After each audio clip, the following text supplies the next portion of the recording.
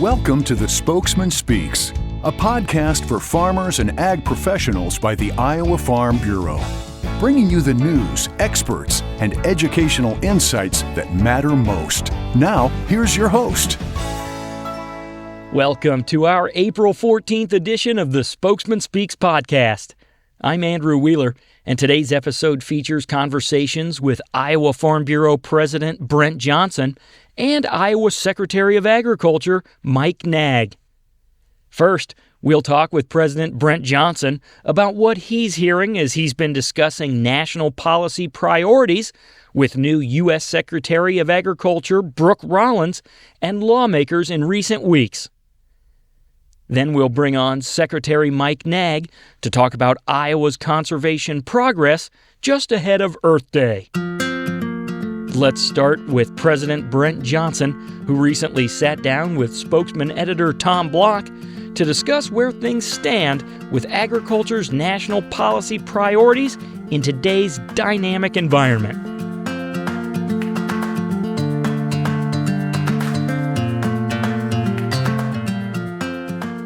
Brent, as farmers head into another planting season here, what are two or three of the biggest challenges facing folks out there in the country? Well, had a lot of conversations, this winter, and, really top of mind for a lot of farmers right now is, in one form or another, profitability on the farm. It could come to me in many different ways. Sometimes it's farm transitions, other times it's trade or, regulation. But ultimately, we've been through an extended period of time here where farm economics have been a little difficult, and there are some real concerns out there. Every operation's obviously unique in that dynamic, but ultimately, to broad stroke across a lot of different conversations, I would say profitability is certainly top of producers' minds, specifically as, it's the beginning of April here and we're all heading to the field soon. And so to put in a crop that doesn't look like it's profitable right now is a little stressful. We've been there before, and we're trust in the process, but we do need to have some incremental wins, either with the administration or with trade or with agencies, whatever it is, to basically create on-farm demand for the products that we all grow. Yeah, like you said, it's starting to feel a little different now. It's been an extended period of time, and people are starting to draw on some resources and have conversations that maybe they haven't had to have for a while. Yeah, talking with different bankers, talking with insurance agents, the conversations, they're just different right now.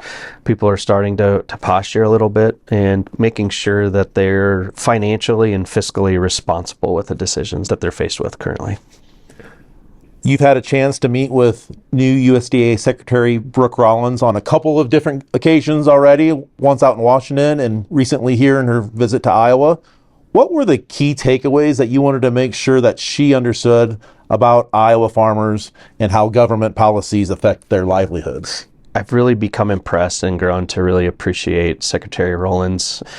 The way she engages the conversation, the knowledge of where she's at, but more importantly, her ability to navigate the situation where she's in. So to work directly with President Trump, to put in qualified staff, just her ability to manage that type of relationship and couple that up with her ability to speak effectively, clearly, she's really got the potential to be a very, very strong and effective voice for agriculture. So I'm really excited for her future tenureship in that role and what she's going to be able to bring to light for agriculture.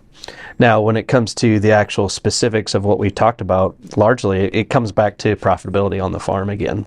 I did have extended conversations with her about international trade and the current tariff conversations. And the meeting that I had with her out in Washington, D.C., she actually had to cut it short because she had a tariff meeting in the White House. And that actually resulted the next day in the March extensions of the tariff conversation. So to know that our Secretary of Agriculture is in those meetings, having those moments, articulating agriculture's points of view, and directly impacting those decisions, which we're seeing out of Washington.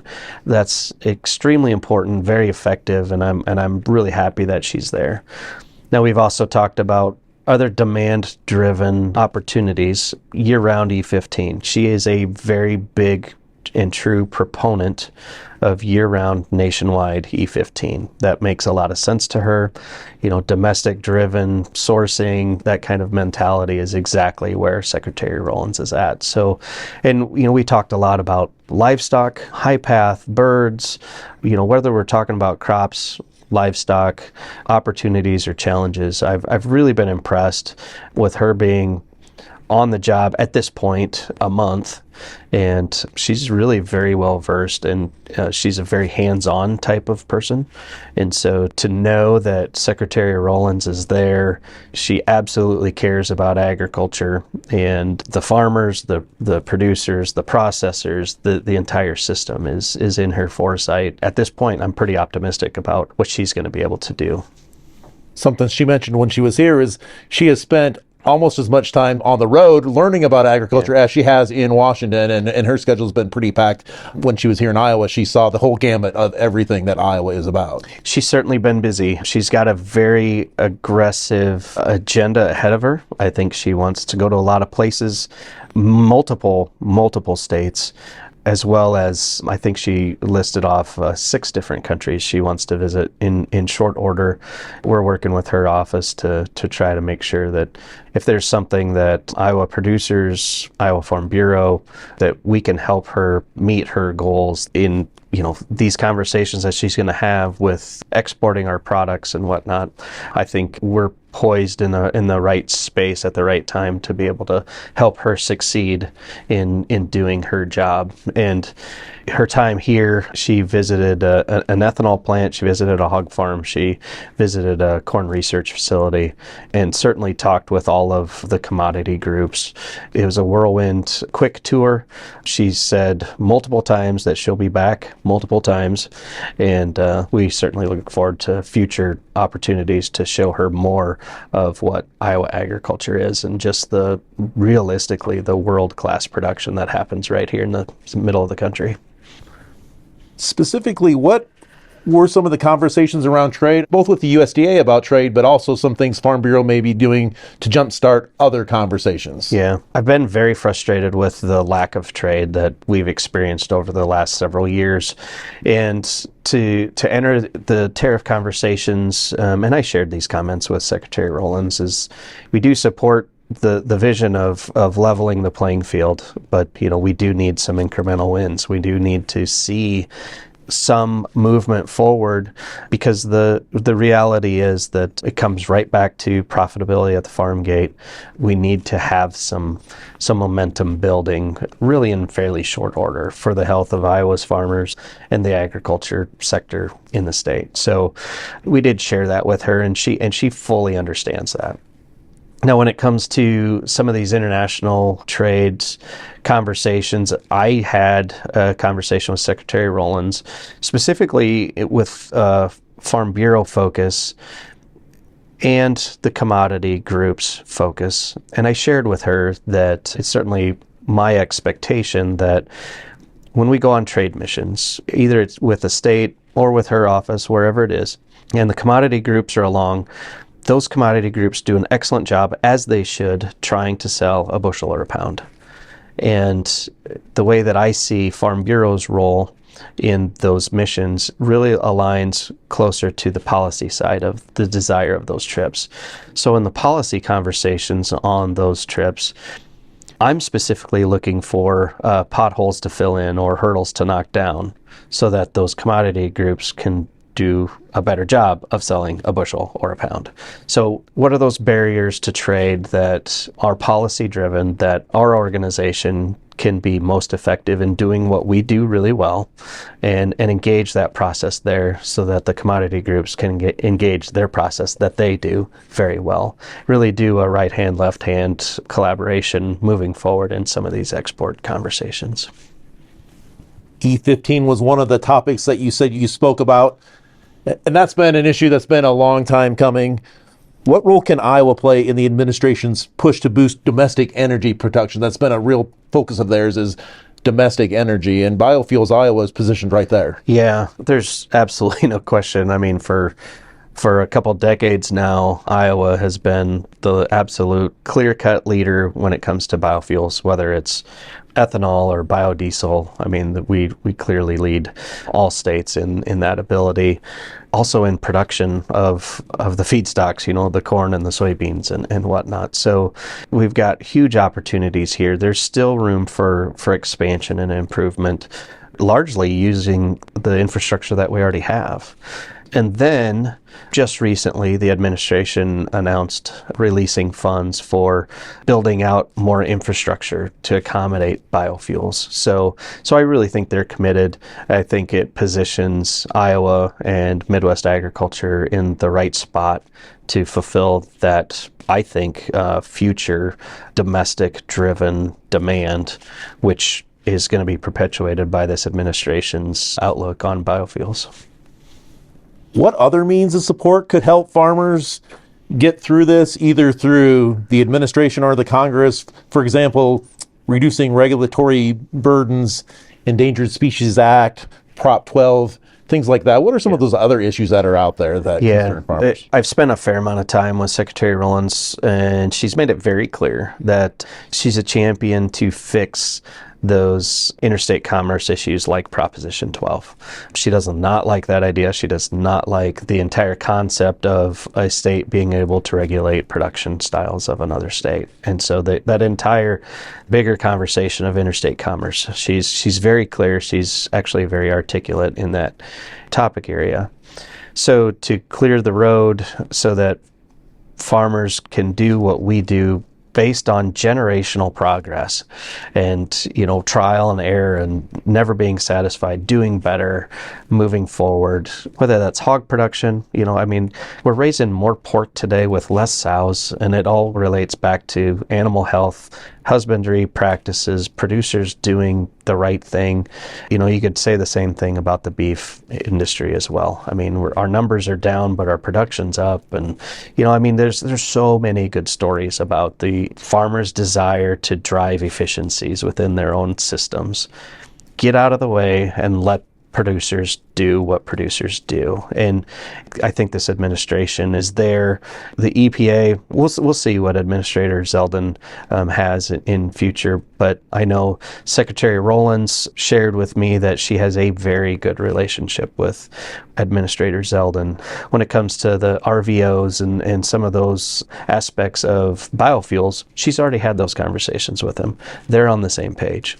So I hope that also transcends future conversations when it comes to pesticides, regulations, and environmental. We're going to be talking about WOTUS again. All of those dynamics are still in front of us as this administration comes together. And from what I've seen, there's a lot of intelligent, critically thinking people that are being placed in critical roles. I'm excited for that opportunity to engage that process, have those conversations, and make sure that as best that I can in the role that I carry forward in this organization, speaking up for our members, that our messages that Iowa farmers need to be heard are being delivered, are being understood, and as best we can expect, being acted upon in the agency structure of Washington, D.C. Another issue that's been hanging around for 2 or 3 years now is the Farm Bill. How do the economic conditions this year underscore the importance of crop insurance, risk management, other Farm Bill programs, and the push to get something done? Back to farm profitability, right? Yeah. It does seem to go back to that same point again.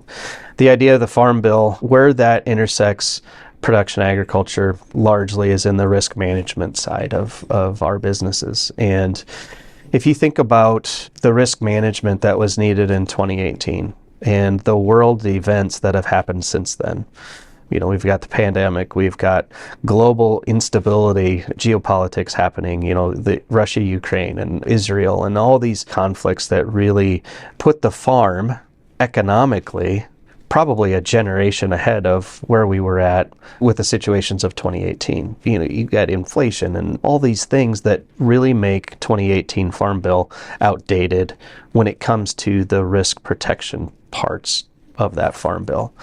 And that's really where production agriculture needs to intersect that specific piece of legislation. To modernize that, to bring that forward today when, again, profitability is in question, it's a major concern with most conversations I'm having. To modernize a farm bill, to make sure that our risk protection standards are modernized, reference prices are updated so that we know where we're at with certain aspects, and then we can deal with trade and we can try to move into a sense of more normal economic situation, whatever normal is, but something that's been a little more palatable, a little more mainstream versus the circumstances we've had to deal with the last handful of years. And with all these other issues bubbling to the surface, another one that's just around the corner is the package of tax extenders that was passed during the first Trump administration, but due to expire at the end of this year. So some of those very important to farmers, and again, helping them manage their finances. Yeah. That's actually probably the biggest thing that nobody's talking about right now is the Tax Cuts and Jobs Act. It's going to sunset. And so what's Congress going to do? And so recently I had a conversation with Senator Grassley, and I was actually pressing him on timing on the Farm Bill. And as expected, and rightfully so, he said, we really need to deal with the Tax Cuts and Jobs Act first. And it's absolutely appropriate. That is a massive bill that has real implications at the farm gate. So we do need to get that done. I completely agree. So if we can get that piece done, and I don't know yet if it's going to be extended or made permanent, but I do believe that we will have some movement on the Tax Cuts and Jobs Act. Now, once that piece is behind us, I have an expectation, and I hope my expectation is come true, that the Farm Bill will be shortly behind the Tax Cuts and Jobs Act. I think, we can get both of those done easily this year. I would hope sooner than later within the year. But all the conversations I've had, the Tax Cuts and Jobs Act will be dealt with, and I think there is a tolerance for the Farm Bill. Some of the nuances through there, how do we get to year-round E15 and nationwide? There's pieces like that may get sprinkled in, which are actually very beneficial in their own rights. So what comes first, how many pieces actually get laid in, and when it happens, I'm not exactly sure what that roadmap looks like, and that pathway through Washington, D.C. changes all the time. But I do expect a Farm Bill sometime in the year 2025 so that we can move forward, hopefully with production year 2025, but I have every expectation that production year 2026, we will know what the rules are going into that.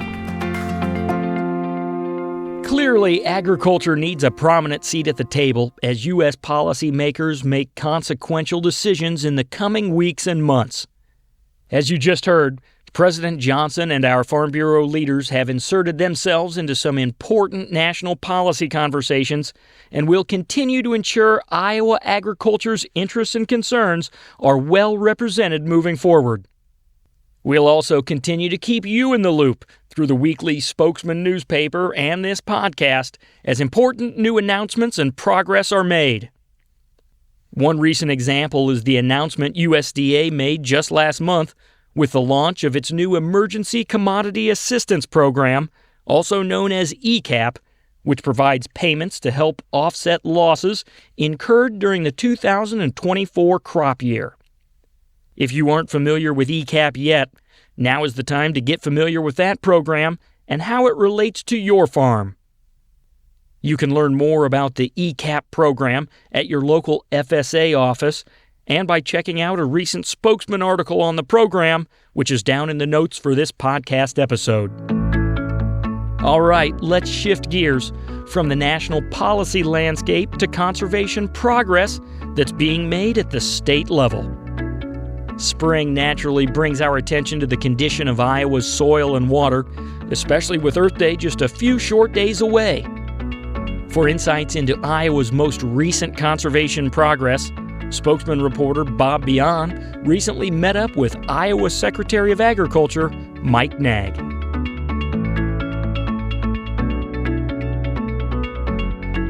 Secretary Naig, welcome and thanks for being with us today. So we're approaching Earth Day, April 22nd. great time to talk about conservation, and IDALS is doing wonderful things with conservation. Critical issue for Iowa's farmers and landowners. Yeah, absolutely. And the title of this department is the Iowa Department of Agriculture and Land Stewardship. That land stewardship piece is a big component of what we do, what our team does, what our budget is focused on. And of course, why is that? Well, we know that preserving our natural resources, making sure we've got soil and good water, that those are essential to us being successful as agriculture. They always have been. It's why Iowa, frankly, why we are the ag powerhouse that we are, is because we have the natural resources. And so, if we want to honor that past, but also ensure that there's a bright future for agriculture, then we certainly need to make sure that this is a key issue for us that we're all working together towards. So you touched on that just a little bit in your opening here, but can you give us an overview of how the Iowa Department of Agriculture and Land Stewardship is working to promote conservation in the state? Well, again, it's part of the mission of the department, and it's not just us. Here's the good news about what's happening with conservation in the state of Iowa. It is done through partnerships, and that's, I think, one of the most important words in the whole scheme of conservation work getting done in the state is that we do so with partnerships. And so it's certainly the Iowa Department of Ag and Land Stewardship, the USDA, NRCS, our local soil and water conservation districts, but private sector partners as well, grower groups, Farm Bureau, Pheasants Forever, Ducks Unlimited, a whole host, ag retailers. The beauty is that really folks in urban areas and rural areas, ag land and non-farm ground, there is something that you can do to improve water quality and care for the land in your purview. And so when we do that together, that's when we can really see progress. And frankly, that's what we've done now.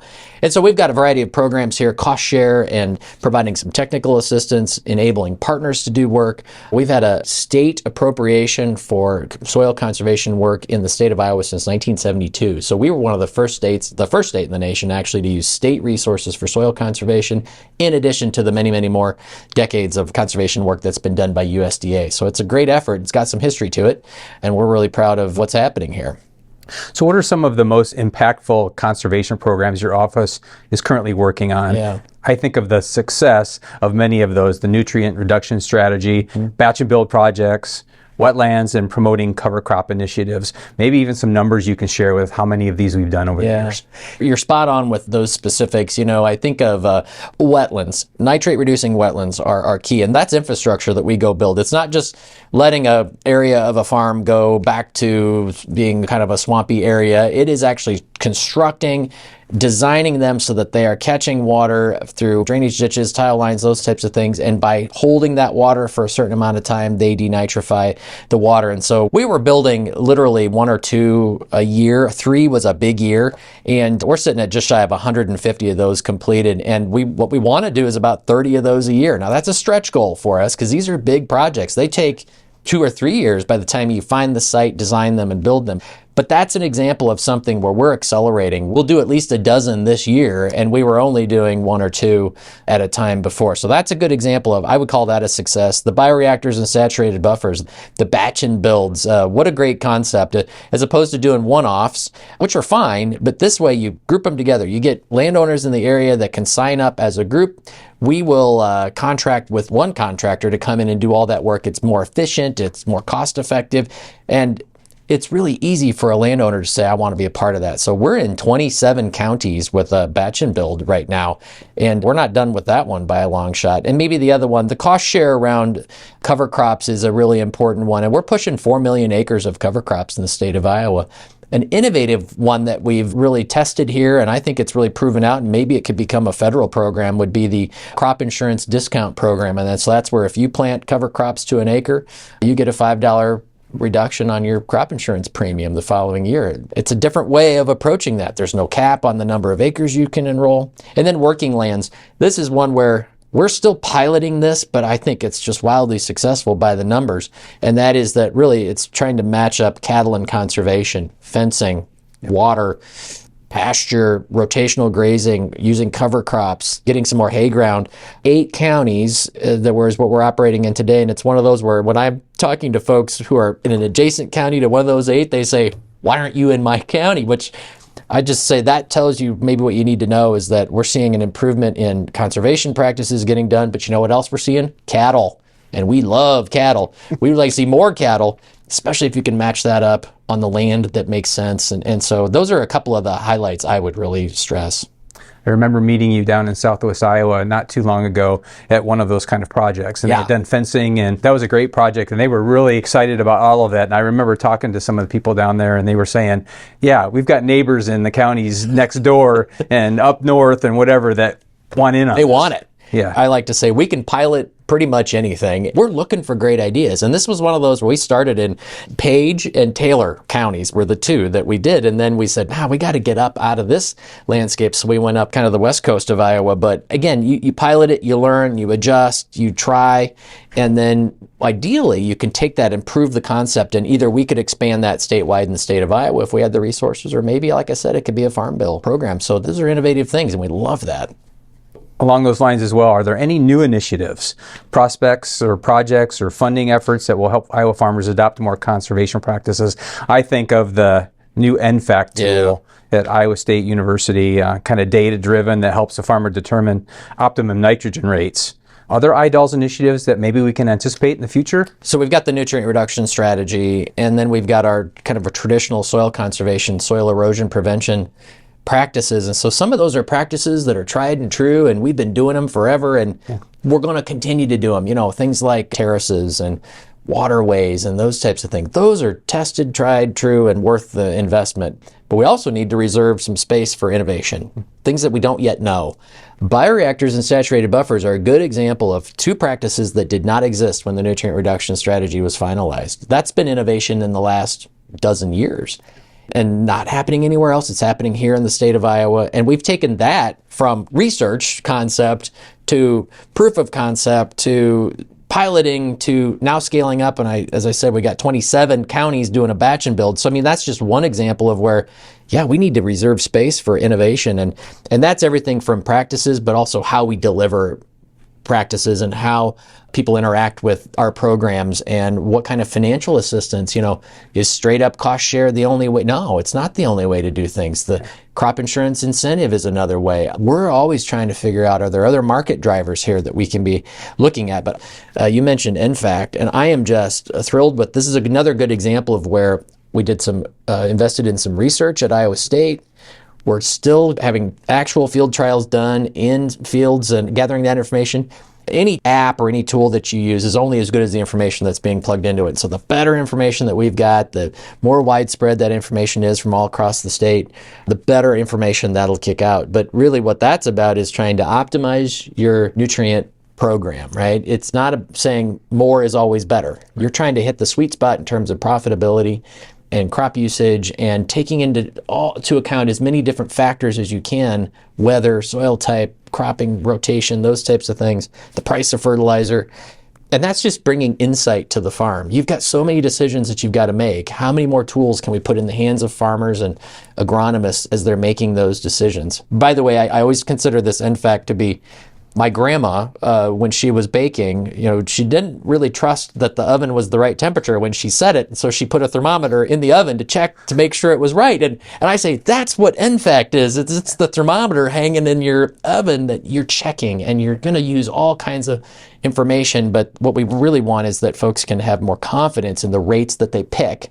In so doing, you are helping profitability and productivity, but you're also doing something to reduce nutrient loss. When we don't want to see that from an environmental standpoint or an economic standpoint. So use that extra thermometer, use NFAC. So you've talked a little bit about some of the programs you offer. Cost share comes down to profitability a lot of times for farmers. And so what is IDALS doing to work with farmers to balance conservation and profitability? Sometimes it's the cost of implementation that keeps farmers on the sidelines. Absolutely. And it's about risk. Yeah. How much risk are you willing to expose yourself to, especially in some uncertain times, especially in the past couple of years where we've seen a decline in farm income? Those are realities that we have to be thinking about.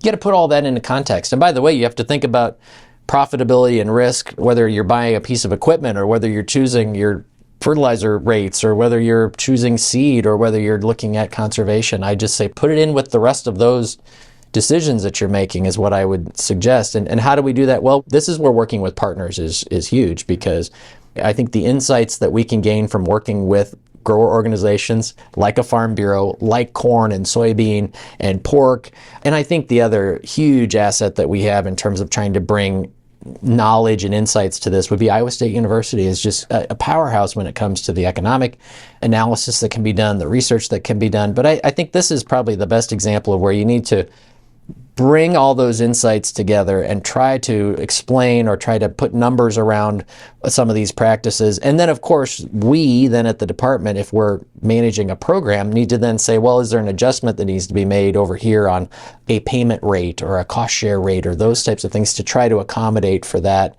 And again, help to de-risk and incentivize somebody to get into this. So that's where, again, partnerships really come in to be very, very key in this, is trying to explain some of that. And by the way, feedback from landowners and farmers too, and saying, well, this hit the spot or the right spot or it didn't. So I love that you talked about wetlands and the batch and build projects and how many of these kind of projects that we're doing. I'd love for you to be able to share a success story or two. Yeah, I think cover crops is a good example of an effort.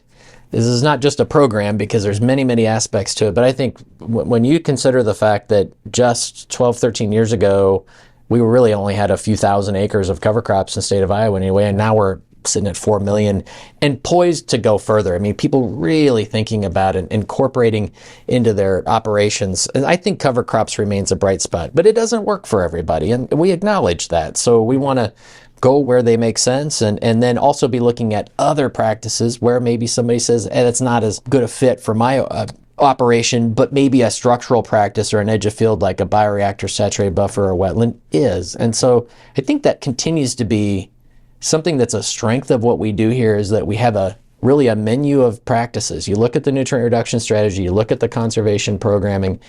Not every practice works on every farm. It's about tailor-making a conservation plan for your particular field, your particular farm. Maybe the other one that sort of puts a nice bow on something that's been many decades in the workings would be the ag drainage well closure program. And so this is something that goes back into the 80s and 90s, where we start to recognize that these ag drainage wells, and you're talking about something that was really up in Humboldt County and Pocahontas County and kind of in that area. But I think that the point is that those ag drainage wells were taking surface water, and it was a direct conduit into groundwater. Of course, there's many, many concerns around that. And so an effort was undertaken by DNR and IDALs and county supervisors, and it was a great partnership of a lot of different folks, landowners certainly. After a 25 plus year effort to close those drainage wells, we did just that last year with a really innovative complex of drainage wells that were really hard. There was a reason that they were the last ones, because there was no great solution. But if you're driving west of Humboldt on your way to Gilmore City along Highway 3, you'll start to see a wetland complex that's out there, and it is the result of a lot of work trying to mitigate those drainage wells, but only because of long-term dedicated funding, because of technical expertise that we ultimately brought through our engineers here at the department, working with the DNR, working with supervisors, working with landowners. It's a good outcome. It's done. But I mean, that's a good example of where effort meets resource, meets willingness to get things done. And I think it deserves to be called out as a real example. Any other challenges you think farmers might be facing as they look to possibly adopt some conservation practices on their farm? Anything else that your office is helping with? I really think that the profitability and the risk-taking is one of the greatest challenges. There's also costs associated with things like I have to change my equipment, or I'm going to start no-tilling. There's an accommodation for that has to be made. Or I'm going to plant cover crops in the fall. There are some very practical realities of, well, the drill goes on the tractor that is on the grain cart in the fall, and none of this is easy by any means. And so there's got to be some planning that goes into that. And flat out, there's just not enough hours in the day for a lot of folks. And so what I keep trying to figure out is how can we help de-risk that, help provide the information that folks need. I think the good news there is that there's never been more awareness and information about adopting conservation than ever before. And the more people are doing it, I still believe that one of the most important ways to spread information is farmer to farmer. One farmer saying to another, we tried this, it worked. We tried that, it didn't work. We corrected and did this. And those are so valuable. So I think probably what we need is more farmer to farmer interaction would really do us well. Well, let's look ahead a little bit, maybe 5-10 years out for you. What are some of your big conservation priorities for the future? We are in this phase right now, and I've been so blessed having worked with and for Secretary Northey when the nutrient reduction strategy was first finalized and we started to implement. But really, I've been here in a role either as the deputy or the secretary as during the entire time that we've been implementing. And I've seen in my own experiences, the first couple of years, we did a lot of education on what is the strategy. We have one. Here's what's in it. The next couple of years, trying to attract the resources that we need, a reasonable, dedicated investment on the part of the state. And I think it's really only in the last couple of years that we're finally getting a clear wind at our backs now, where we're saying, this is all about scaling up. It's all about pursuing the innovation, pursuing the scale up, gaining efficiencies, working with more partners. And to me, I think over the next 5 to 10 years, what we're going to focus on is scale up. Scale up in every way that we can. And that doesn't always mean that we need a huge influx of additional funding. It may come to that, but right now we've got more low-hanging fruit that needs to be gathered, and I really believe that it's in those areas. So again, we're going to have to continue to focus on multiple fronts, though, on practices that will have an impact over many, many acres, millions of acres, things like cover crops, no-till, and even using NFAC, nutrient optimization would be huge. It moves the needle in small numbers on each acre, but when you apply that over millions of acres, you can really see some impact. And then we've got to go invest in those really targeted infrastructure type investments like a wetland, like a batch and build. I continue to see us playing in that area. Maybe the other one that, I know I want to see some more investment in, and I think we'll see some big moves, would be around connecting conservation and livestock. And it's that cattle and conservation and pork production. How do we continue to link those things together? And I'd like to see us be doing a lot more of those types of efforts and programs and practices if we were to talk 5-10 years from now. What message would you like to share with farmers, landowners, and the general public about the role they can play in conservation efforts? Flat out that it doesn't matter where you live, where you call home, if you are on the farm or you are in town. Yes, in some big ways and some small ways, that every single person can have an impact on improving our environment, improving water quality. And that can be everything from how you apply your lawn fertilizer to whether you adopt no-till, whether you work with us on a wetland. There is just no shortage of things to do. And so again, I don't care where you live, there is something you can do. And I think these are times where I think a lot about the whole idea of, have we left something better than we found it? Can we honor those that have come before us, but make sure we're doing our work today? And so that when those next generations look back, they said that we did something right now that made it so they could have more of an impact. We did the hard work, the scaling up, the building the infrastructure, those types of things that allowed them to go even further. And if we don't take that seriously in our time, we've just handed that, unfortunately, down the road to the next generation. So I like to talk that way, though, about every single person has a role to play. Well, let's finish with, if someone is interested in getting involved with conservation programs, what resources or support does your office provide? Yeah, well, of course, the County Conservation Office, the USDA office is a great resource. Contact that office, get into that office. I like to say it doesn't matter whose logo is on the shirt, whether it's a local soil and water conservation district or an Iowa Department of Ag or a USDA or a partner entity. The point is, you're supposed to be able to walk in. You shouldn't have to know all the details about any particular program. You should be able to walk in and say, I'm interested in this. And that's our job, is to help point you in the right direction and talk about what's possible. So I'd always encourage that. We do have many, many resources available at the iowaagriculture.gov, or at least places you can get connected. And I would just encourage folks to educate themselves, find information. The Iowa Ag Water Alliance, the Nutrient Education Council, NREC is a great resource. Iowa State University Extension is a great resource. And there's actually a really nice page dedicated on extension to the nutrient reduction strategy that has great information and actually has some nice dashboards to show some progress as well. So I would encourage folks to look at that. But be thinking, especially as you head to the field in the spring and you're looking at things, and think about where the next piece that you could do, the next thing you could do. You don't have to do it all at once. What's the next thing that you might be interested in getting involved in or saying yes to? That's what I would hope folks would do here as we're heading out to the field in the spring. From batch and build projects to the new NFAC calculator that helps farmers determine their best nitrogen application rates, we continue to see the energy, collaboration, and innovation that drive Iowa's conservation progress forward. If you'd like to try out the new NFACT calculator that Bob and Secretary Naig mentioned, we've included a link to it down in the notes for this episode. While you're down in the notes, you'll also find conservationcountsiowa.com, a website with stories, videos, and infographics that help further illustrate Iowa's conservation and water quality progress. You'll also see a link to register for Iowa Farm Bureau's upcoming Young Farmer Ag Insights Tour, which will be June 26th and 27th, with stops at innovative ag businesses in southern Iowa and Missouri, including an overnight stay in Kansas City's Power and Light District.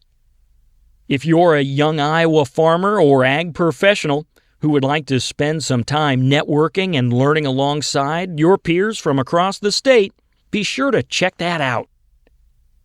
That's all for this edition of the Spokesman Speaks podcast. We hope you picked up some helpful information and that you'll join us for our next episode on April 28th. Thank you for doing the work that inspires everything we do here at the Iowa Farm Bureau, and thanks for listening to the Spokesman Speaks. Thank you for listening to the Spokesman Speaks, a podcast by Iowa Farm Bureau. Check out more podcast episodes at iowafarmbureau.com/podcast. You can also find and subscribe to the Spokesman Speaks podcast in the Apple Podcasts app, Google Podcasts, Spotify, iHeartRadio, and other popular podcast apps. We appreciate your ratings and reviews, and we welcome you to email us your feedback at podcast@ifbf.org.